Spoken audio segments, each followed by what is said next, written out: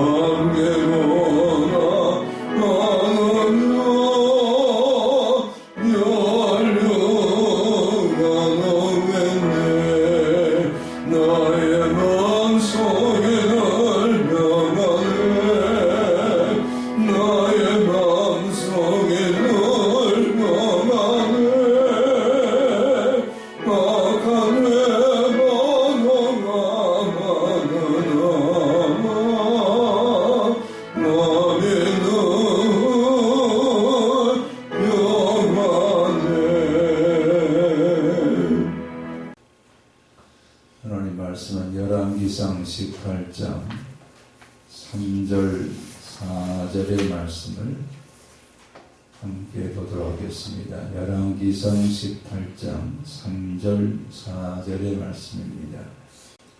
아합이 왕궁 맡은 자 오바다를 불렀으니 이 오바다는 여호와를 지극히 경외하는 자라. 이스라엘이 여호와의 선자들을 멸할 때에 오바다가 선지자 100명을 가지고 50명씩 굴에 숨기고 떡과 물을 먹였더라. 아멘. 이 오바다라는 사람은 아합의 국내 대신이었다, 이렇게 말합니다. 아합은 이스라엘과 결혼하고 나서 바알과 아세라 우상을 자신들만 믿고 섬기는 것이 아니라 모든 신하들, 모든 백성들에 이르기까지 우상을 섬기도록 이렇게 나라 전체를 우상화시키는 이런 나라가 바로 아합이 통치하던 시대의 이스라엘 나라였습니다. 그런 나라의 왕이었던 아합 왕을 섬기는 국내 대신 오바다를 지금 말씀합니다. 국내 대신이라는 것은 비서실장입니다. 왕의 비서실장. 대단한 직책이지 않습니까? 그런데 그런 오바다는 왕과 또 왕비와 가족들과 모든 신하들과 나라가 다 바알과 아세라를 섬기는 그런 때에 이 오바다는 여호와를 경외하는 자였다. 이렇게 말씀합니다. 이런 오바다를 하나님께서 은혜를 주셔서 이세벨, 즉 아합의 아내였던 이세벨이 하나님의 선지자들을 찾아서 다 죽일 때에 선지자 100명을 살렸는데 50명씩 이렇게 나누어서 은밀한 굴 속에다가 다 숨기게 하고 그리고 그들에게 먹을 것을 공개하면서 살렸던 이런 사람이 오바다다. 이렇게 오늘 성경은 말씀합니다. 오늘 우리는 이 말씀을 통해서 우리에게 여러 가지로 적용할 수가 있는데 크게는 온 나라가 다 우상을 섬기는데 우리가 그 우상을 섬기는 나라에 꼭 왕을 섬겨야 됩니까? 그런 왕이 다스리는 나라에 우리가 어떤 직책을 가지고 왕을 섬겨야 됩니까? 이런 물음이 나타날 수 있습니다.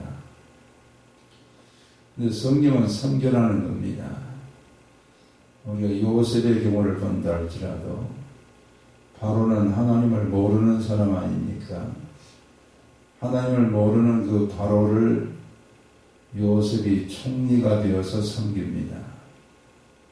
그랬을 때 7년 기근과 7년 풍년의 때에 이 바로를 섬겨서 풍년의 때에 곡식들을 다 저축하게 하고 기근의 때에 그것을 나누어주는, 그래서 바로를 부욕해 하는 이런 일을 총리인 요셉이 감당합니다.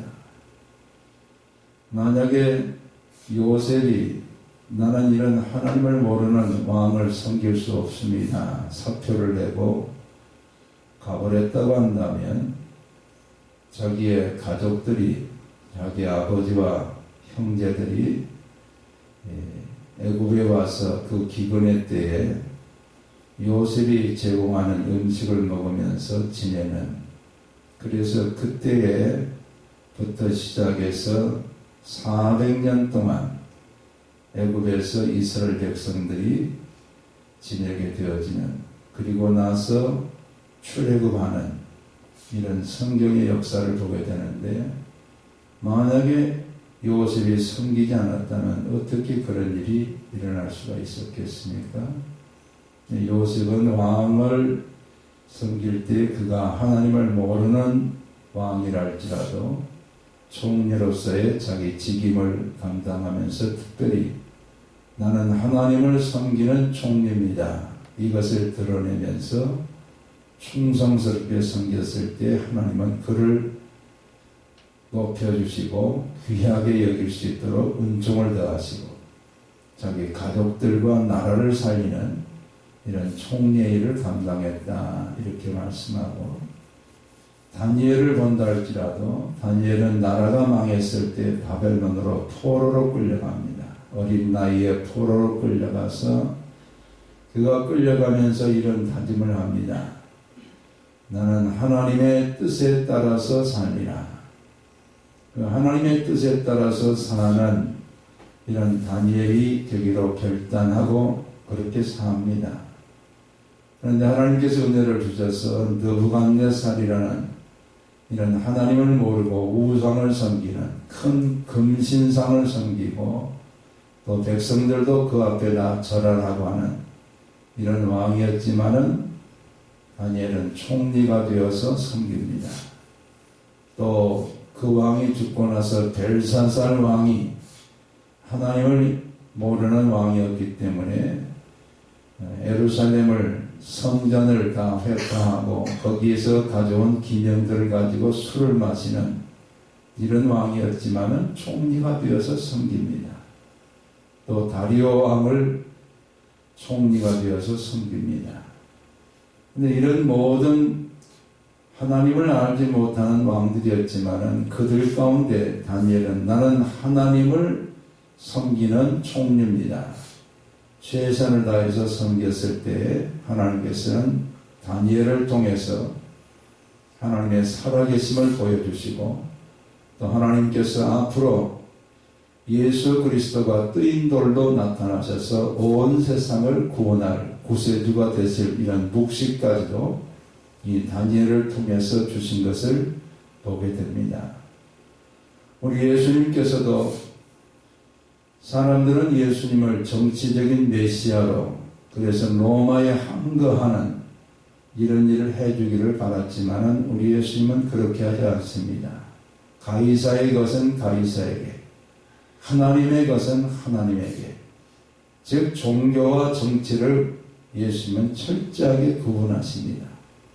가이사가 할 일은 가이사가 하는 것이고 내가 할 일은 내가 하는 것이다.